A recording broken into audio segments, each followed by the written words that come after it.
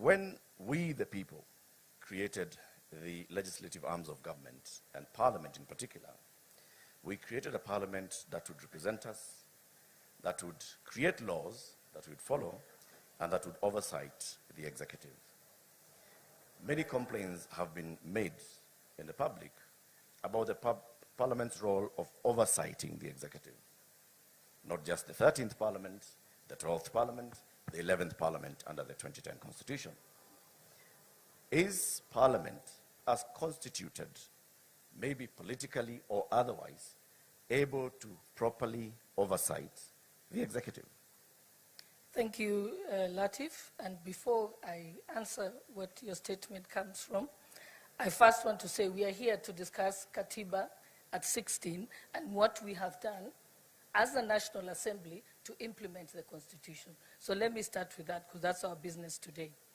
If you look at Article 43, which the President has spoken about very passionately, on the issues of health, if you look at the Social Health Authority Act, Parliament, National Assembly passed it. If you look at the Primary Health Act, it was the National Assembly that passed it. If you look at the Emergency, Chronic and Critical Illness Fund, that is the National Assembly. If you look at the Digital Health Act, that's the National Assembly. So on the issue of health, under Article 43, we have made our part. On education, currently we have several laws. We have already, just yesterday we were debating an amendment to the Basic Education Act, because again, that's a right. It's a socio-economic right under Article 43, and further to that, there's more amendments that are going to the Higher Education Loans Board, the Tertiary Institutions Act, the Education Assessment Act, and so on. All those are ongoing. If you look at the right to water, again, we passed the National Water and Storage Authority Act, and that is already in place. If you look at the issue of housing, the Housing Levy Act was passed in Parliament. If you look at the changes that were made to our savings at the National Social Security Fund, again, that law was amended by Parliament to be able to allow an increased amount so that we can have increased savings in the country, so that we are not borrowing money from other countries, but we can borrow our own citizens' money. If you look at Social Security, on the money that is given to senior citizens by government, again, that took an act of Parliament. So we can categorically say that as the National Assembly, on the manifesto of the Ruto administration, we have been able to do our part. On the issue of the right to food, again, when you see some of the programs and some of the laws that we are passing, is to ensure that we are able to attain the issue of food security. The courts, on many cases, has castigated Parliament over public participation, and that's why the Public Participation Act is currently before the House and has gone to the Senate. Again, the National Infrastructure Fund, that's an act of Parliament. The National Sovereign Fund Act, that's from the National Assembly. The government-owned enterprises, that's also that. And just to tell you that Parliament is sensitive to the people, because we represent the people, and that's what the spirit of our Constitution says. When we had the crisis in the Strait of Hormuz, and the prices of fuel was going to go very high, immediately, in exactly 1 day, we sat until midnight and amended the Value-Added Tax Act to be able to bring the price of fuel to at least an acceptable level. So yes, Parliament is doing its part to be able to implement the Constitution. On the matters of oversight, every single day, when we are not sitting in plenary, we are calling to account the executive.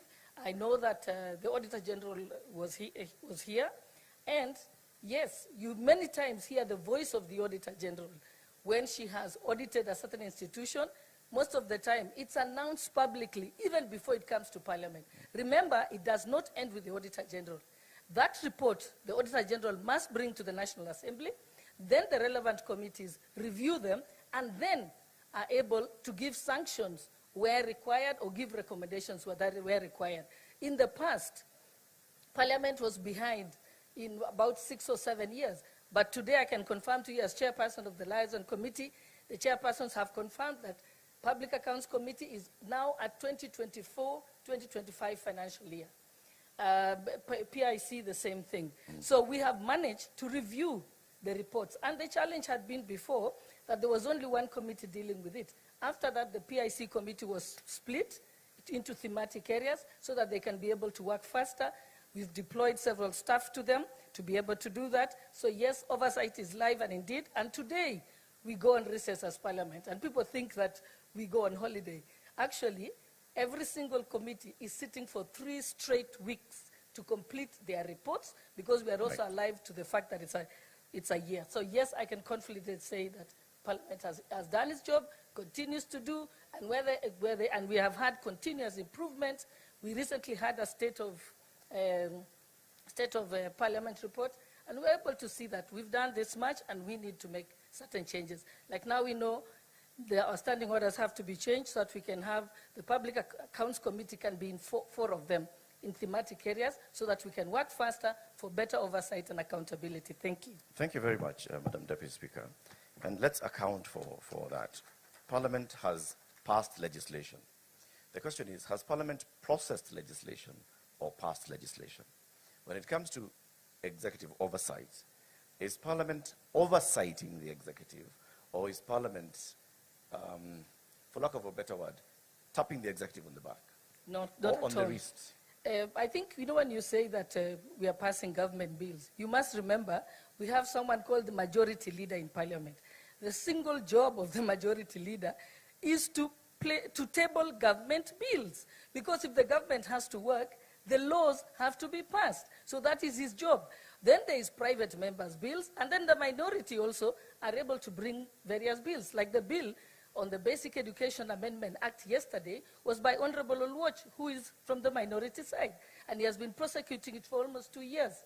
So yes, Parliament is not a rubber stamp, as you try and say. That's a rumor by the media. All right. The Honorable Speaker, Moses Wetangula, recently spoke of some MPs receiving letters for appointment of teachers.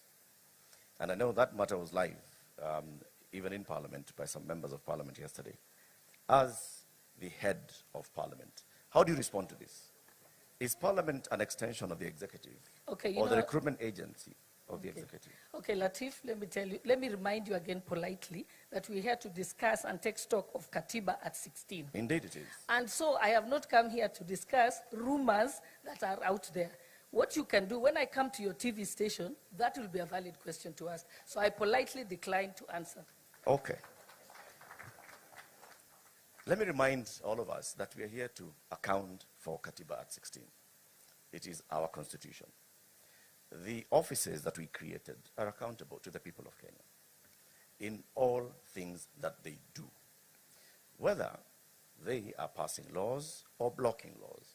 So, the Honorable Deputy Speaker, respectfully, I tell you that the question I'm asking is about accountability. No, it's a valid question, Parliament. and as you said, and as I've told you, that for today's session, there's no answer to that. But I can confirm to you that yesterday, the Education Committee was waiting to summon the Teacher Service Commission, because that is the independent commission that is charged to do with the recruitment of teachers. If they are doing it in a different manner other than provided by the law, then they are the ones to be called to account. And that's what I'm saying, that's a conversation for another time, not today. There's no better day than today, but let's move to the next one. Honorable Speaker, Amason Kingi, you're Speaker of the Senate. You served as the county governor for 2 terms, and you know the role of the Senate that we, the people, established is to defend and promote democracy, devolution. And I want to ask today, is the Senate protecting counties? And can you give us examples where the Senate has actually protected counties, and from what? Thank you for that question. Indeed, the constitutional mandate of the Senate is basically that, to protect the interests of the county governments.